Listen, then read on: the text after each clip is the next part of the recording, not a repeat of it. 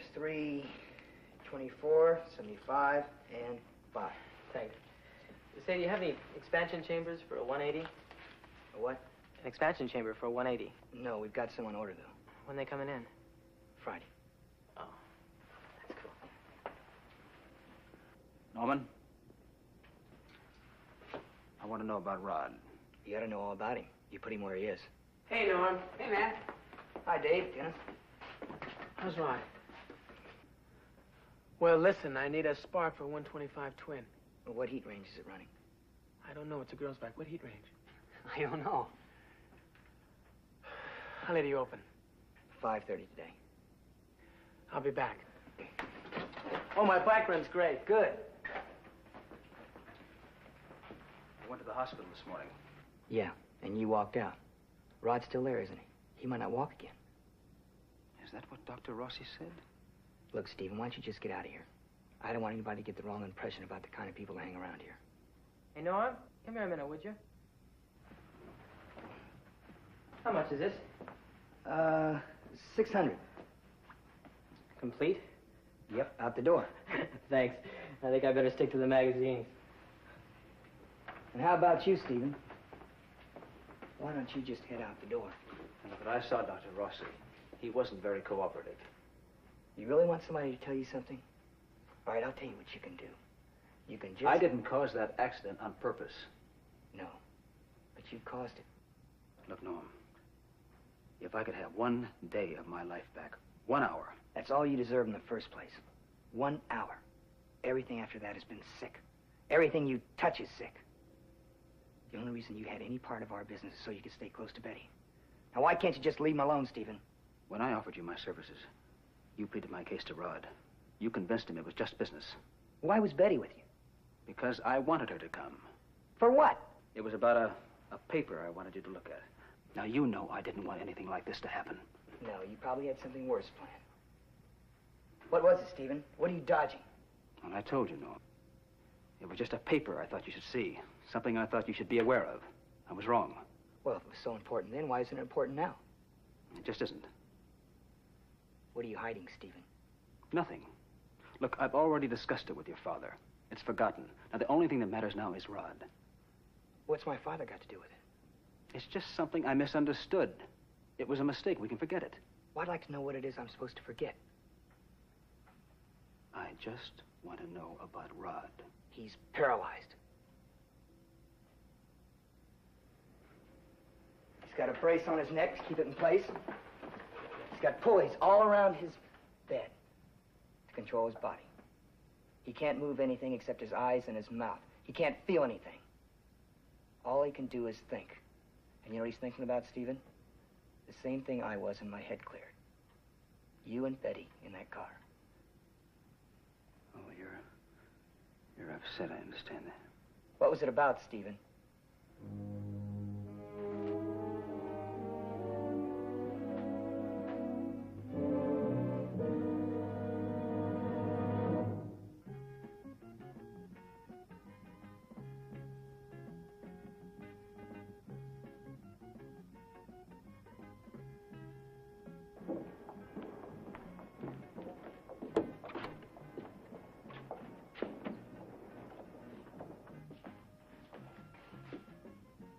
Hello, Reverend. What do you say, Reverend? Reverend? Hello, Charlie. You looking for somebody?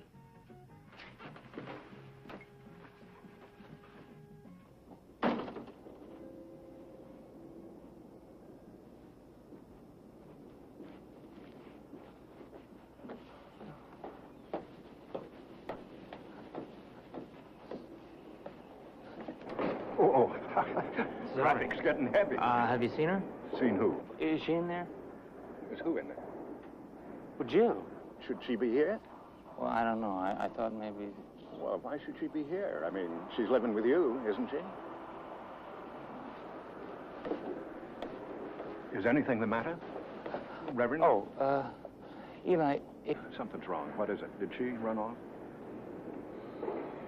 Yes. Why? Oh, it was one of those ridiculous misunderstandings. What about Kelly? She's living with you, isn't she? Yes. Why? Yes. Something's wrong. What is it? Did she run off? Oh, it was one of those ridiculous misunderstandings. She took her, of course. Well, it must have been quite a misunderstanding. It was. She's a sensitive girl. Yes, she is. And her feelings are very badly hurt. It was my fault. All my fault. Well, you'll be able to straighten her out. I don't know if she'll even listen to me. Reverend, I know that you've been troubled about something. You see, I'm worried that she might do something foolish. Something that might cause her to lose custody of Kelly. No. Jill's got too much sense. She wouldn't take a chance of losing Kelly. She loves Kelly. No, I told you it's my fault, didn't I? My responsibility. I caused it. Let's leave it at that.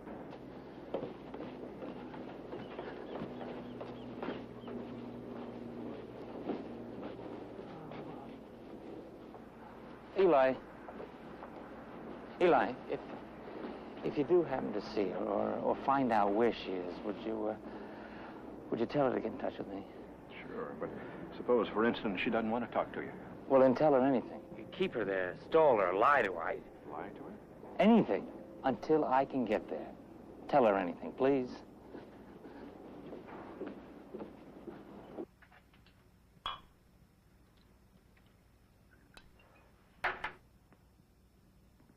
That's what I woke up to.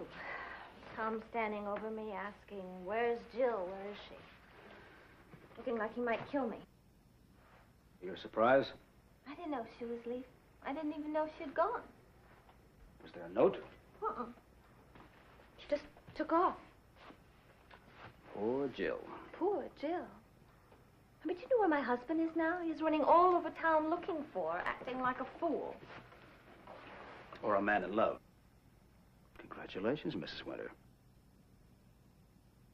Well, isn't that what you wanted? Not at the cost of my marriage. Oh, Stephen, I didn't know it would go this far. Where'd you draw the line? Well, I hope everything works out for you. I didn't know I was leaving. Oh, Stephen, please. Please, I'm not through. I have a lot on my mind. I know, so do I. The accident. The accident. I'm sorry about that. Oh, Stephen, I know you've not been that close to Tom, but you are an attorney, and he just might come to you about divorce. Well, if he calls me, I'll talk to him. You see, Stephen, the Reverend Mr. Winter doesn't just want to make love to Jill and walk away. He is in love with her, and that's the difference. Well, look, what do you want me to do about it? Now, I warned you to cash in your chips and get out of the game. But I thought I could win. Yes, I know. That's what you told yourself. But what you really wanted was to lose. Now, that was your aim first, last, and always. Your destruction and Tom's. You know, I bet when you were little, you broke your dolls. I just wanted to prove that he was human. But not human enough to leave you for another woman.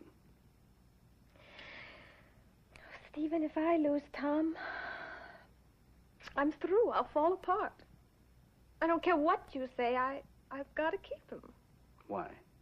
Because I love him and need him.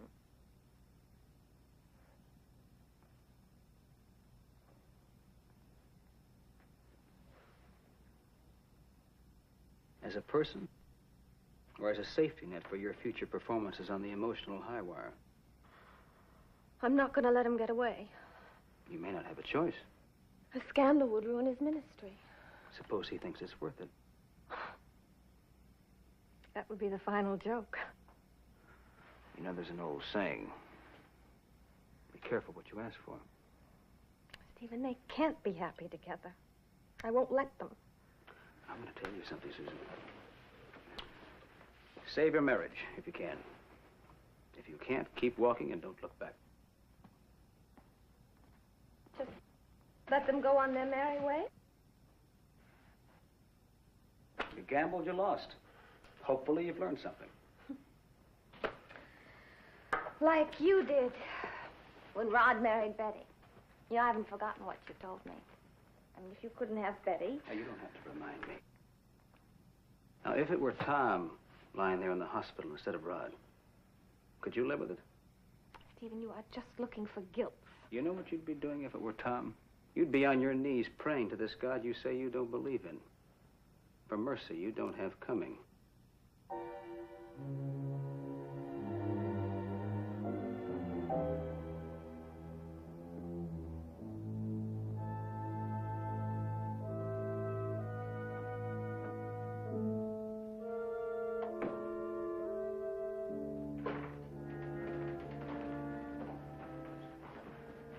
Reverend Winter, these are for you. Oh, not now. And Mrs. Newton's been asking for you all morning. She goes into surgery in about an hour, and she's... None of these are for my secretary, Jill Smith? No. The one from your wife came in about 15 minutes ago. Is Dr. Rossi in his office? He's on the phone, Reverend. Interrupt him. What about Mrs. Newton? Tell her I'll see her as soon as I can. Interrupt him. I can't do that. Interrupt him.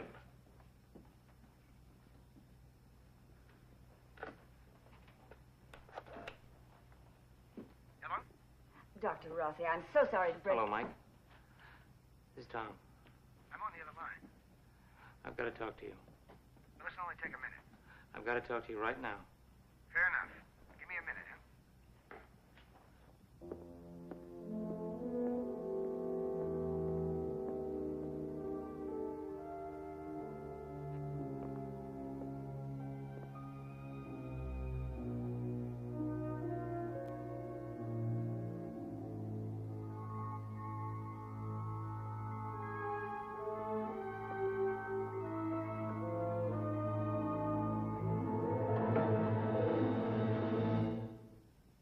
Preview from the continuing story of Peyton Place. I'll make it up to him as much as anyone can. If Rita said that, I'd believe her. I'm warning you, Betty. Don't ever fail my son. Get out.